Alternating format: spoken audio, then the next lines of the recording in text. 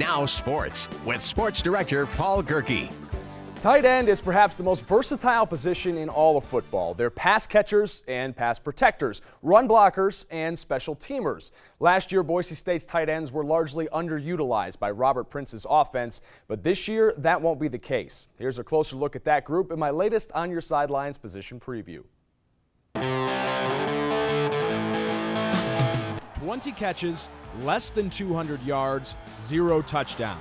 To say Boise State's tight ends were ineffective last year would be an understatement. We have a little chip on our shoulder about that. We're trying to come out and improve and show that we can be big assets in the offense, and I think the coaches realize that. The new staff brings a new mentality to the tight end position, one similar to when Brian Harsin was the offensive coordinator. I think those guys are catching on to that kind of mentality that room has to have, and it's very unique. I mean, they're not dropping out of helicopters and popping out of holes on the field and things like that right now, okay? So let's just get that straight. They're still playing that position, but you know what? If we want to do that, all right, we're working towards getting some of those type of things in there. We're able to do a lot more stuff. We're able to have 1, 2, 3 tight ends in the game and shift and motion and get back to throwing the ball vertically to us downfield. It's not about if we're in or not in, or we catch touchdowns or we don't. But if we're supposed to block, we better block our brains out. And that's, to me, just as important. It may not be in the newspaper and all that, but the bottom line is if 11 people aren't doing their job, then it doesn't really matter. So if we're asked to block defensive end on protection and make sure that Matt Miller catches a touchdown, by God, we're going to get the job done. Tight ends coach Eli Drinkwitz says his first goal was to narrow the 8-man group down to a top 4, and he's still working on that goal. All 8 players have received first-team reps in practice. I see 8 guys that are really hungry, trying to impress the coaching staff, wanting to play, and that's all you can really ask for.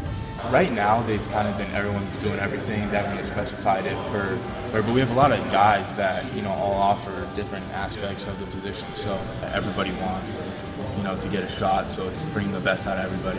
Redshirt freshman Jake Rowe may be the most talented member of the group. Expect him to end up in Drinkwitz's top 4. He's a little bit undersized, but he's finally started playing with extreme effort and playing with technique, and very proud of him. Fellow redshirt freshman Alec Danins has looked good in his recovery from a torn labrum. Connor Peters is the lone senior at the position.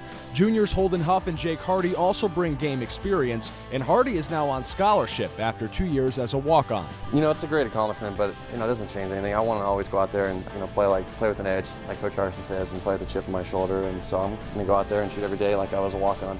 Sophomore Brennan Dunn and true freshmen Chase Blakely and David Lucero round out the group. If you want to be counted on, you have to be able to handle some information.